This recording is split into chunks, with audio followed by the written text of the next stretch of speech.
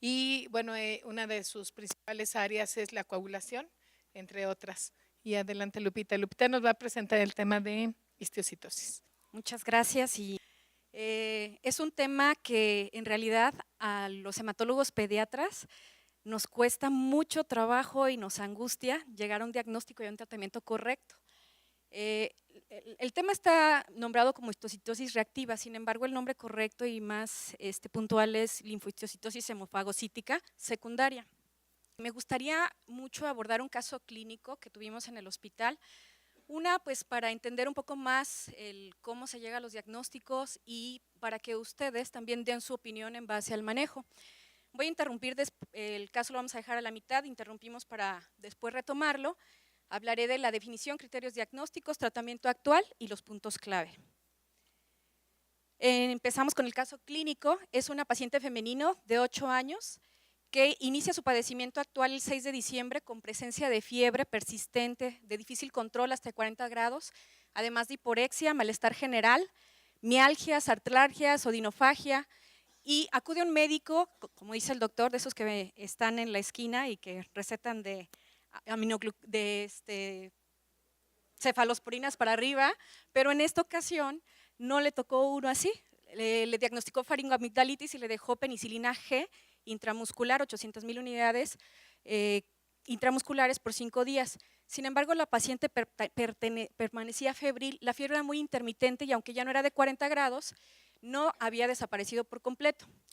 El médico, pues a las 2 semanas que acude nuevamente, dice, voy a tomar una biometría hemática, la ve normal y le pide también un examen general de orina, en el cual solamente detecta que había 15 leucocitos por campo y bacterias moderadas.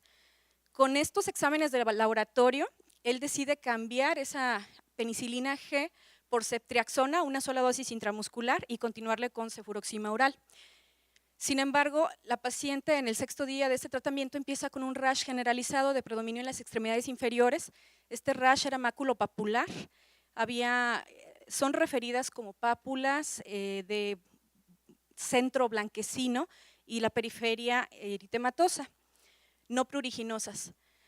Por esta situación, el médico decide nuevamente tomar una biometría hemática y en esa biometría hemática encuentra que ya había trombocitopenia, 38,000 plaquetas y la hemoglobina había descendido 1 gramo.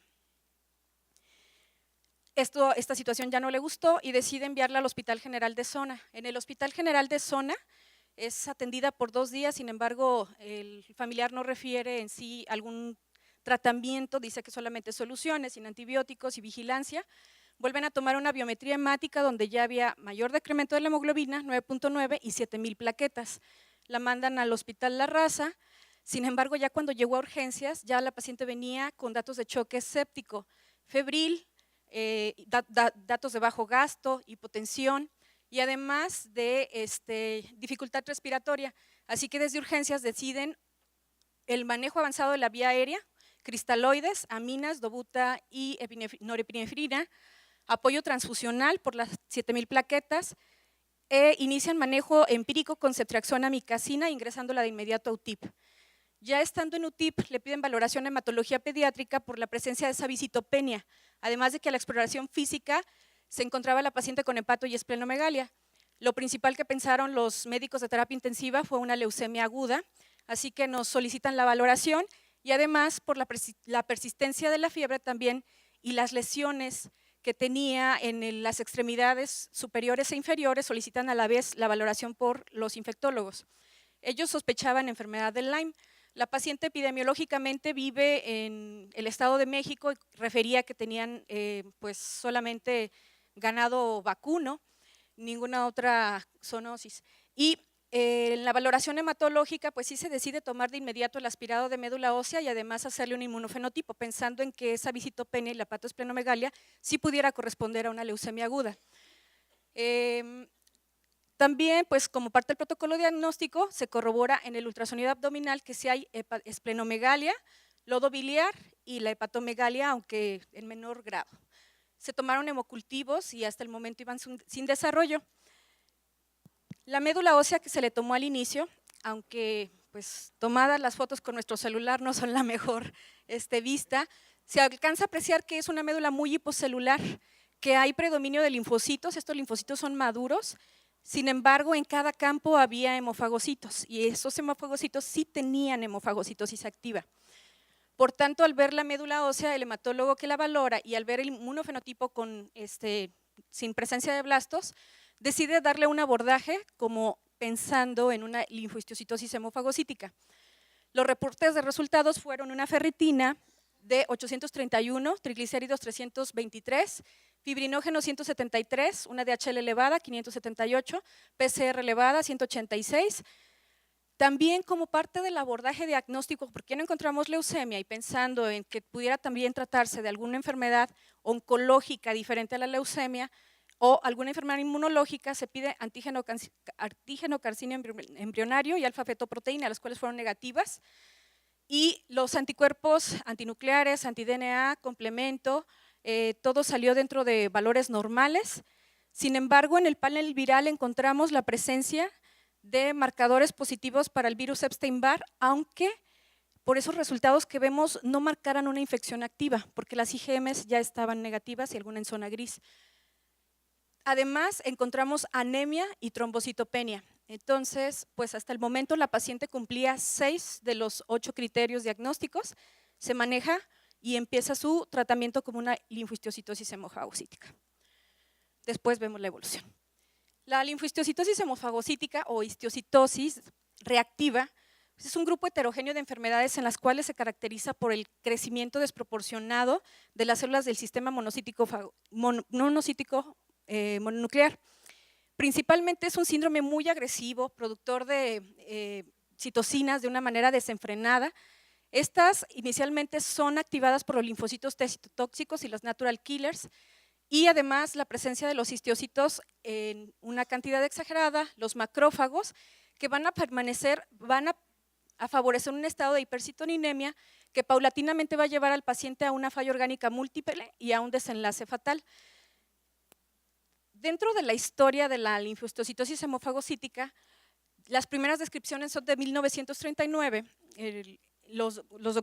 Un doctor escocés, Scott, y su compañero, hicieron las primeras descripciones al observar en la médula ósea y en algunas autopsias que había pacientes que morían fácilmente de estos hallazgos clínicos y que encontraban hemofagocitosis como una situación persistente más las visceromegalias.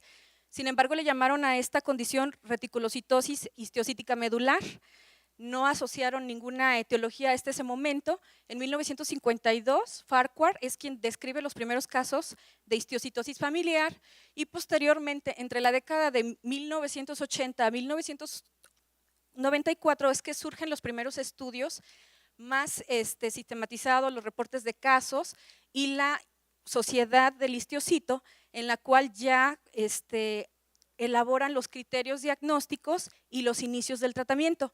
El inicio del tratamiento tuvo su origen en 1980 por el autor Ambrusco, quien a un paciente con similares condiciones le deja etopósido y obtiene una sobrevida un poco mayor a lo que estaba contemplado para ese paciente. Los pacientes mueren alrededor de los 2 meses sin tratamiento, logró remisiones con etopósido hasta 4 meses, sin embargo, como no fue suficiente el etopósido, observó que después de 6 meses los pacientes tenían nuevamente recaída y finalmente fallecían. En 1994, que fueron los primeros estudios, fue un estudio que prácticamente fue prospectivo para evaluar a todos los pacientes con este protocolo y encontraron una tasa de éxitos entre el 54%. Del 94 al 2004 se hace una nueva cohorte, una vigilancia y más adelante les mostraré los estudios que van del 2004 a la fecha respecto a la sociedad del histiocito. Se estima que la incidencia no es exacta. ¿Por qué? Porque está subdiagnosticado y definitivamente quienes más diagnostican hemofagocítico o quienes más lo sospechan son los doctores de terapia intensiva. Entonces son los principales que generan las interconsultas para hematología pensando en esa posibilidad diagnóstica. El detonante principal por lo general son las infecciones. Hasta el 90% de los casos de hemofagocitosis secundaria corresponden a infecciones, de las cuales las virales son las principales: virus Epstein-Barr, citomegalovirus, hepatitis B, C, VIH y hasta influenza, por las características virales que más adelante vamos a ver. Dentro de las no virales, las micobacterias, los hongos y algunos parásitos intracelulares son las causas más frecuentes de hemofagocitosis. Y en segundo lugar están las neoplasias, principalmente las neoplasias hematológicas. A pesar de que no es tan común, si te encuentras un hemofagocítico es más frecuente encontrarlo asociado a un linfoma de células T, un linfoma de células B o una leucemia linfoblástica y en raras ocasiones a las leucemias mieloides. Cosa rara también, pues podría ser un hemofagocítico secundario a un tumor sólido, pero sin embargo la incidencia es menor. En cuanto a enfermedades autoinmunes, pues es más frecuente encontrarla en artritis reumatoide juvenil, en la enfermedad de Still, el lupus eritematoso sistémico. Y cuando el síndrome hemofagocítico se encuentra asociado a enfermedades autoinmunes, debe llamarse síndrome de activación de macrófago. Esta descripción fue realizada en 1996, le pusieron este nombre, porque la fisiopatología es un poquito diferente. También está descrita la asociación a defectos genéticos como es el Shediac-Higashi, el Griscelli, Hermansky-Pudrak y el linfoproliferativo ligado a X. La Sociedad del Histiocito tradicionalmente ha clasificado a la histiocitosis en 3 grupos: las enfermedades de las células dendríticas, las secundarias a los macrófagos y las malignas. En nuestro caso, pues vamos a abordar las que son del grupo 2, enfermedades de los macrófagos, síndromes hemofagocíticos secundarios a infecciones, neoplasias y otras entidades. Así que